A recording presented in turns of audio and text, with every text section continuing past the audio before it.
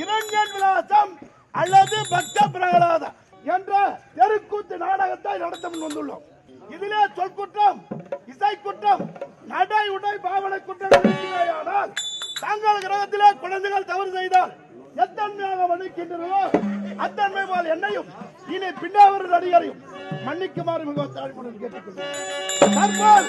சோனிகாபுரி மாவட்டத்தை ஆண்டு வரக்கூடிய வருகின்ற விதம் காண்க.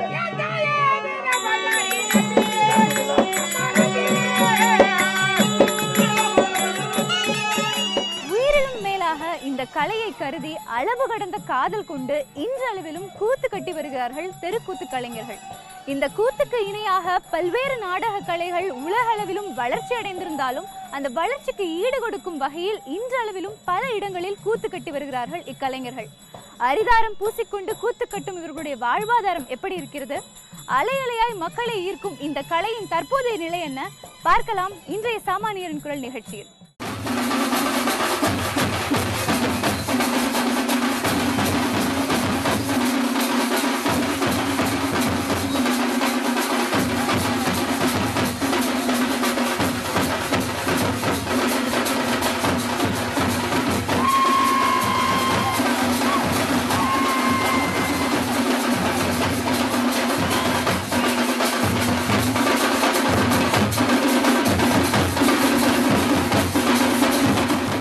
நீங்க எத்தனை வருஷமா இந்த கூத்து பண்ணிட்டு இருக்கீங்க? நான் ஒரு 37 வருஷமா இந்த நாடக கலையில கூத்து கலையில இருக்கிறேன். 37 வருஷமா இருக்கீங்களா? இப்போ உங்களுக்கு இது மூலமா எவ்வளவு வருமானம் வருது? ஒரு நாள் கூத்துனா ஒரு 450 ரூபா 500 ரூபா வரும் எங்களுக்கு ஊதியம். இப்போ நைட்டு ஃபுல்லா நீங்க கண் முழிச்சு பண்றீங்கல்ல, அவ்வளவு உடல் உழைப்புக்கு இந்த ஊதியம் போதுமா? அது முதல்ல இருந்தே அந்த மாதிரி ஆயிடுது. ஆகையால இந்த ஊதியம் தான் எங்களுக்கு வருகிறது, வேற ஒன்றும் வர வாய்ப்பு கிடையாது. அதனால சரி சும்மா இருக்கிறத என்ன பண்ணுறது, இந்த கலை மேலே இருக்கிற ஒரு பற்றுதல் ஒரு ஆர்வத்தால் ரூபாவுக்கு முக்கியத்துவம் கொடுக்கறது கிடையாது. எங்களுக்கு கலை தான் தேவை என்று முழுக்க பாடுபடுகிறோம் நாடக கூத்து கலைஞர்கள் எல்லோருமாக. இந்த கலை உங்களுக்கு எந்த அளவுக்கு பிடிக்கும்? சுருக்கமாக சொன்னால் உயிரை விட மேலானதுன்னு சொல்லலாம். நாங்கள் விடும் சுவாசிக்கமே கூத்து கலைஞர்களுக்கு இந்த கூத்து என்று சொல்ல வாய்ப்புகள் உண்டு. நீங்க இப்போ இந்த மேக்கப் நீங்களே பண்ணிக்கிறீங்கல்ல? ஆமா. அது என்ன இதெல்லாம் கலந்து பண்ணுவீங்க அந்த மேக்கப்? அது இந்த ஆக்டிங் வேஷத்துக்கு இந்த பவுடர் போட்டால் நல்லா இருக்கும் அப்படின்னு எங்களுடைய மூதாதிகள் செய்வாங்க. அதை பார்த்து தான் தொன்று தொட்டு நாங்கள் எல்லாம் செஞ்சுட்டு வரோம். ஸோ அதனால எப்போதுமே இந்த அரிதாரம் மேலே போட்டுட்டே இருக்கிறதுனால உங்களுக்கு முகத்துலலாம் எந்த பாதிப்பும் அந்த மாதிரிலாம் வராது? அப்படி இதுவரையிலும் கடவுள் புண்ணியத்தில் அந்த மாதிரி எந்த கலைஞர்களுக்கும் வந்தது கிடையாது. அந்த பவுடர் போட தான் முகம் தெளிவாகவே இருக்கும், நல்லா இருக்கும் பார்க்கறதுக்கு. நீங்க என்னென்ன வேஷம்லாம் கட்டுவீங்க?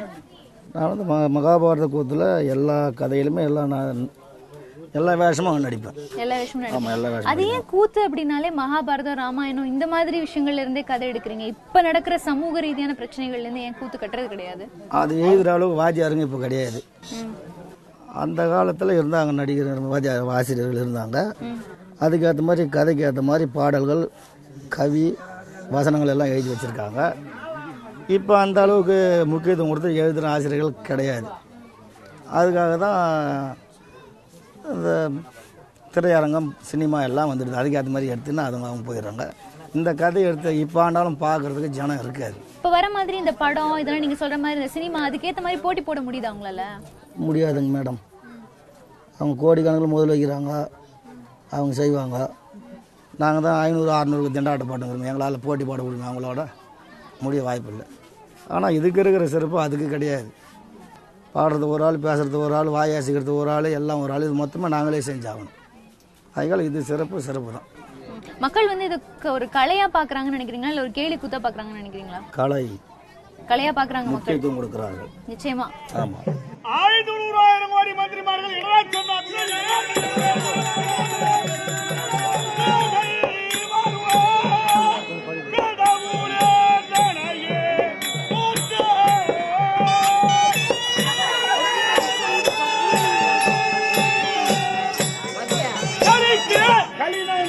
என்ன களி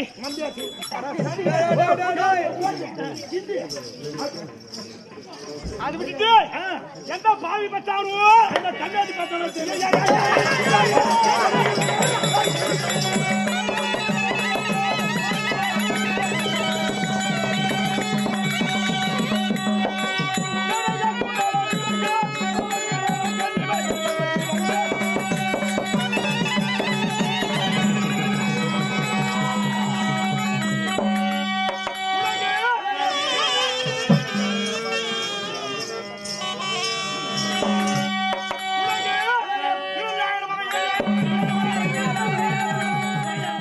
ஐயா, நீங்க என்ன வேஷம் போடுறீங்க இந்த நாடகத்துல? இன்று நடத்தக்கூடிய கூத்து பக்த பிரகலாத அல்லது இரண்ய சமாரம் கூத்தினுடைய தலைப்பு. இந்த கூத்துல என்னுடைய வேஷம் வந்து இளைஞன் வேஷம் இப்ப நான் போட்டு இருக்கிறது.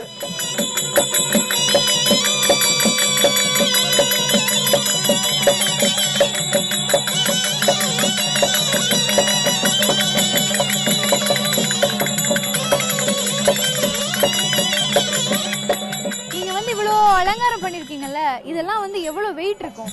இதெல்லாம் சேர்த்தா ஒரு 30 கிலோ அல்ல 35 கிலோ வரலாம்.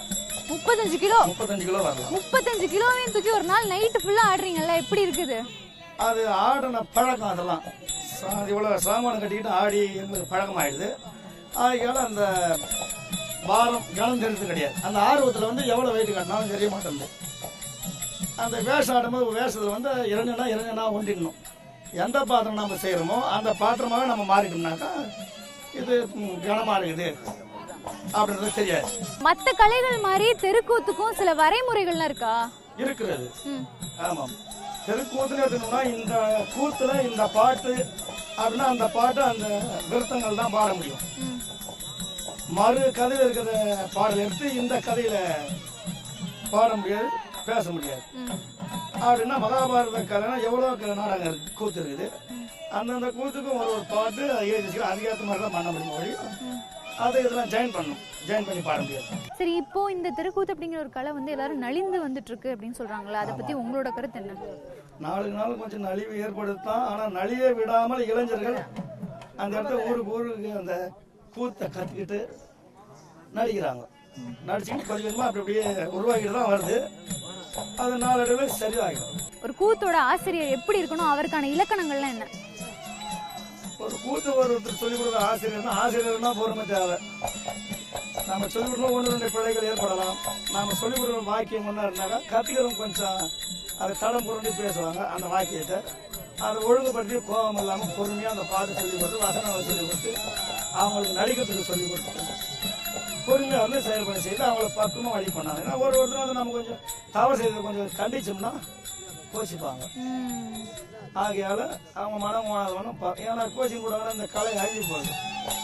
நாங்களாம் கத்துக்கிட்டு வரும்போது ஆசிரியர்கிட்ட அடி வாங்குவோம், அவமானப்படுவோம், எவ்வளவு செய்வோம், சகிச்சுக்கிட்டு நாங்க வந்தோம்.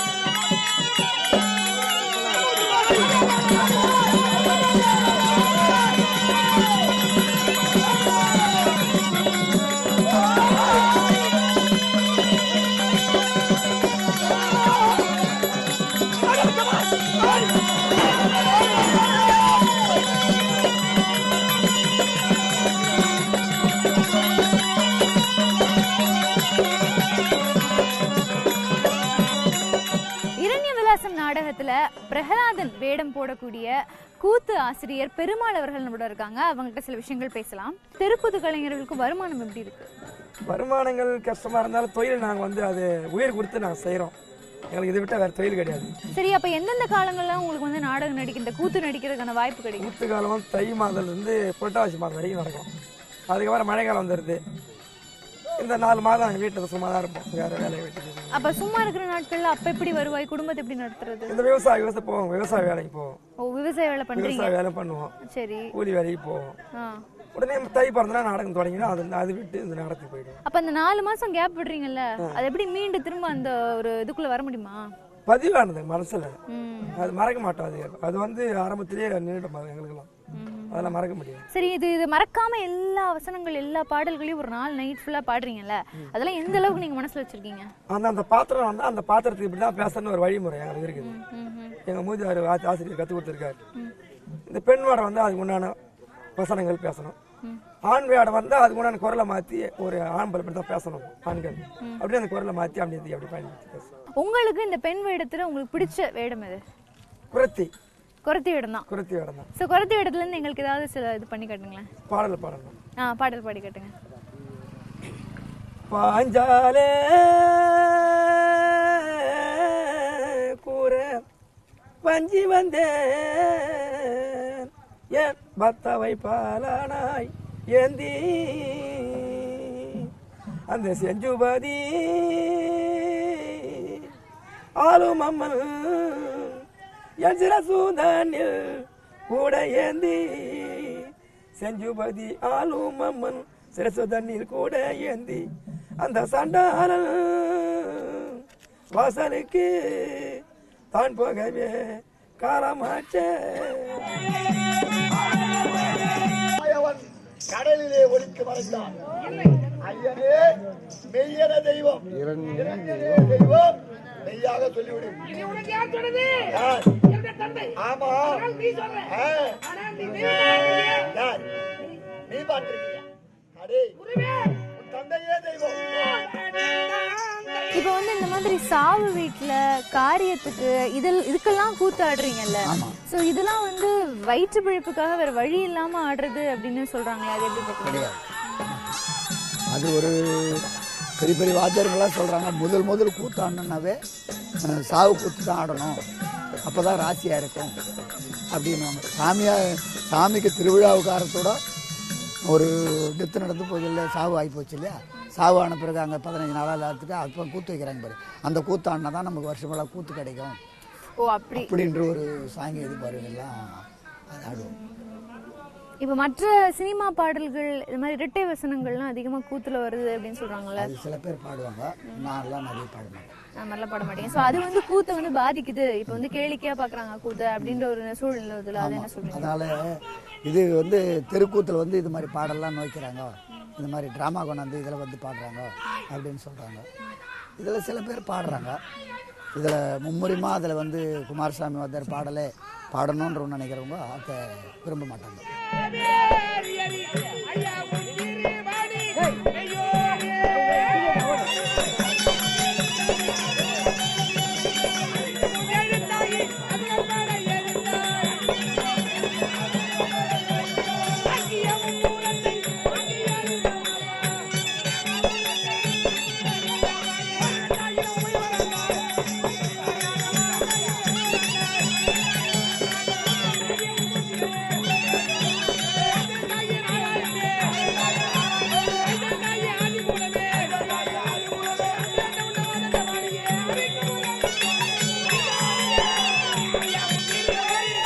ஒவ்வொரு தடவையும் கூத்து கட்டி முடிச்சதுக்கு அப்புறம் உங்களோட உடல் வந்து எந்த அளவுக்கு இருக்கும்?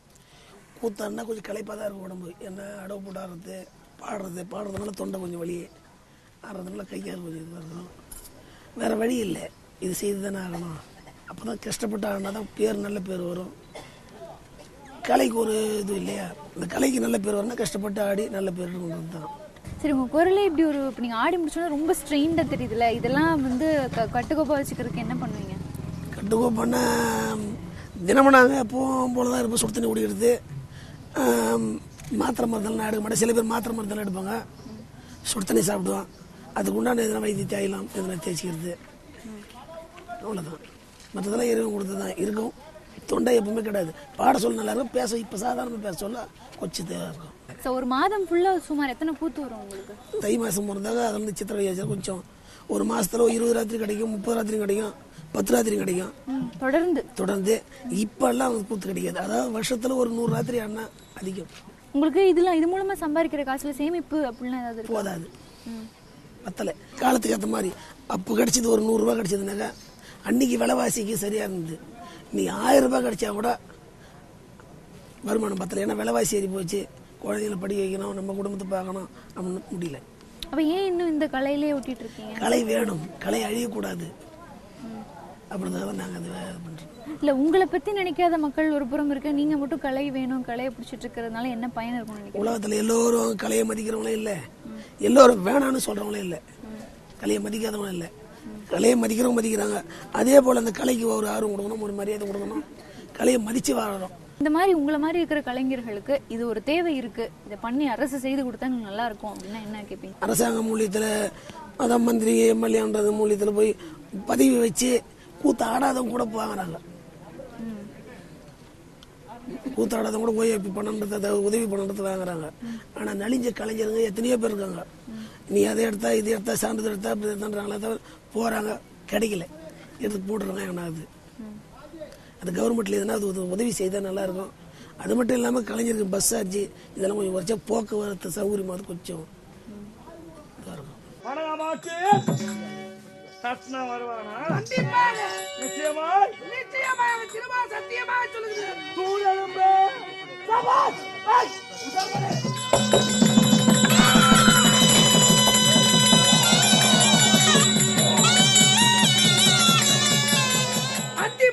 நேரம் இந்த அந்தி பொழுதான நேரத்திலே அவருடைய மடி மீது வைத்து அஞ்சனம் என்று சொல்லக்கூடிய இடத்துல ஒண்ணு மடிக்க போறாரு. அவங்க நீ பேசுகிறான் பேச மாட்டானா?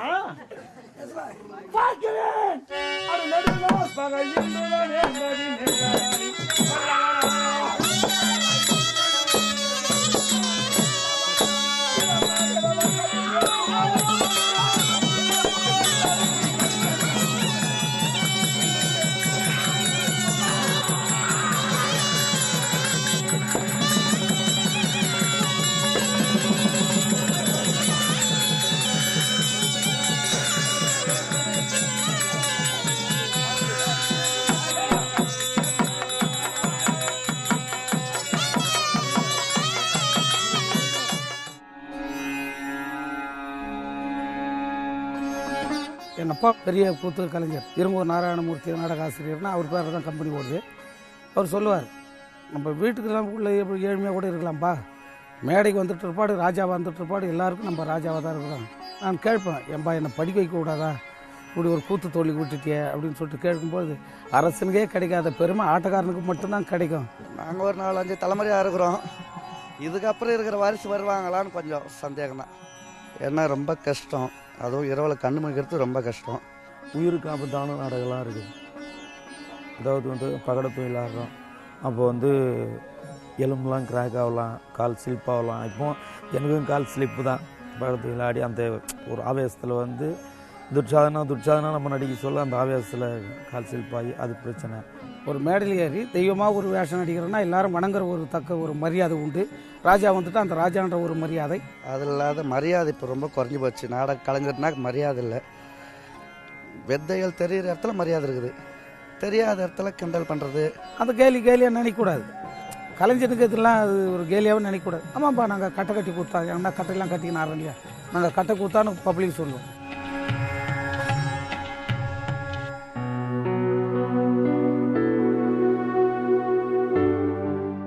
இந்த பஸ்ஸில் ஏறுனா அந்த பேக்கெலாம் எடுத்துன்னு ஏறினா பஸ்ஸில் ஏற்றுறது கிடையாது. இப்போ ஒரு நேரம் எங்களுக்கே கொடுத்தா சலிப்பு, யோ கண்டக்டர் சொல்லுவார், ஓரமாக எடுத்து போய் அந்த பேர் மூட்டை தூக்கி இதில் 4 பேர் நிற்கலாம், சீட்டுங்க தள்ளி சீட்டுங்க போகாது. கண்டக்டர் யாருன்னு பக்கம் ஏறுவாங்க, அதை ஏற்ற மாட்டாங்க. பஸ் வந்தாலும் போய் தள்ளி நிற்கும், அதெல்லாம் ரொம்ப கஷ்டம். பஸ் இல்லாத ஊருக்கு போய்ட்டோம்னா நடந்து போகணும். இந்த மூட்டை ஒன்று கிரீடம் ஒன்று இப்போ தலையில் போகிறாங்களே, இந்த கிரீடம் மாட்டிக்கின்னு மூட்டையை தூக்கி தோளில் மாட்டிக்கின்னு ஊருக்குள்ள வரும்போது, கட்டை கட்டியா அப்படின்னு, நாங்கள் கட்டை கட்டி தான்ப்பா அப்படின்னா அவங்களும் கேலி பண்ணுவேன்.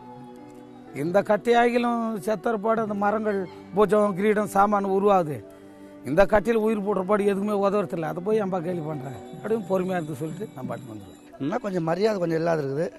இப்போ நாங்கள் தான் தலையெடுத்து இப்போ மரியாதை ஏற்படுது. புகழும் இகழும் ஒரு சரிசமாக பார், இகழ் வருதுன்னு நெளிஞ்சு போயிடாது, புகழ் வருதுன்னு கோபுரத்துக்கு போயிடாது. ஆனால் ஒரு திட்டமாக இதான் நம்ம தொழிலுக்கு முறையான தொழில் நம்ம நடிச்சோம்னா நமக்கு முறையான ஒரு ஊதியம் கிடைக்கும், நம்ம நல்லா இருக்கலாம்னா அது மாதிரி அப்பா சொல்ல கேட்டு நடந்தோம். இப்போ நல்லாவே இருக்கிறோம். அந்த தொழிலுக்கு நெளிஞ்சு போச்சுன்னு யார் சொல்கிறாங்க, நெளிஞ்சதை அவங்கவுங்க மனசுக்கு நினச்சிக்கிறாங்க. இப்போ சிட்டிக்கு நாங்கள் போகிறோம், அங்கேயே மரியாதை கொடுக்குறாங்க. இன்னும் கொஞ்சம் ஊக்கம் கொடுத்தாங்கன்னா இன்னும் கலைக்கு நல்லாயிருக்கும்.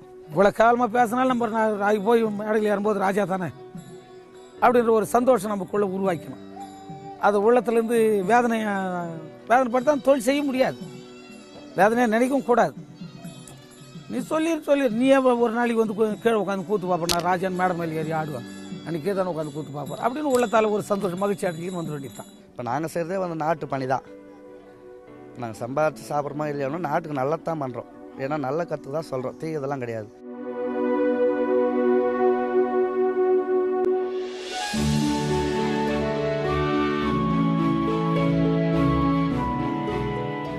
கலை வர அழிஞ்சுட்டே வருது. கிராமத்தெல்லாம் வளர்ந்துதான் இருக்குது. நாங்கள் நம்பிக்கையோடு தான் இருக்கிறோம். எப்போவுமே கலை வந்து அழிகிறது கிடையாது. கோவில்கள் ஆலயம் எப்போ எங்கே இருக்குதோ கோவில் இருக்கிறவங்களும் என் கலை அழியாது. 200 ராத்திரி 300 ராத்திரி ஆடுறதோ 100 ராத்திரி ஆடுறோம், போதும். போதுமான்ற வருமானம் கிடைக்கிறது போதும். இது வரைக்கும் கூத்தாடி யாரும் முன்னுக்கு வந்ததா சரித்திரமாக இல்லை. நாடகம் ஆடி இது வரைக்கும் கூத்துன்னு சொல்ல போனால் எல்லாம் கஷ்டப்படுற குடும்பமாக தான் இருக்குது. கூத்துக்காரங்கன்னு இது வரைக்கும் குழந்தைங்கள படிக்க வைக்க முடியல. வர வருமானம் போதாது. காலம் போகிற மாதிரி அந்த பொருளுங்களாம் ஆடை ஆபரணங்கள்லாம் புதுப்பிச்சு அவங்க மனசுக்கு கவர மாதிரி நடிச்சோம்னா அவங்களுக்கு போதுமான ஒரு சந்தோஷம் கிடைச்சதுன்னா மீண்டும் மீண்டும் அந்த தொழிலை ரசிப்பாங்க.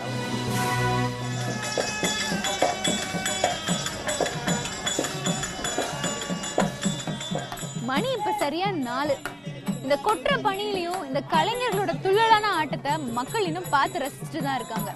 இந்த கலைஞர்கள்ட்ட பேசின வரைக்கும் கூத்து காலங்கள்ல கிட்டத்தட்ட 100 இரவுகள் கூட நாங்க தொடர்ந்து கூத்து கட்டுவோம் அப்படின்னு சொல்றாங்க. ஆனா மற்ற காலங்கள்ல வயிற்று பிழைப்பிற்காகவும் பணத்திற்காகவும் விவசாயத்தையும் கூலி தொழிலையும் தேடி போவோம் அப்படின்னு சொல்றாங்க. மக்கள் இவங்களை எவ்வளவுதான் கேலி செய்தாலும் இந்த கூத்தையும் கேலி செய்தாலும் கூட தொடர்ந்து இந்த கலையை ஒரு கர்வத்தோடும் துணிச்சலோடும் நாங்க வாழ வைப்போம் அப்படின்னு சொல்றாங்க.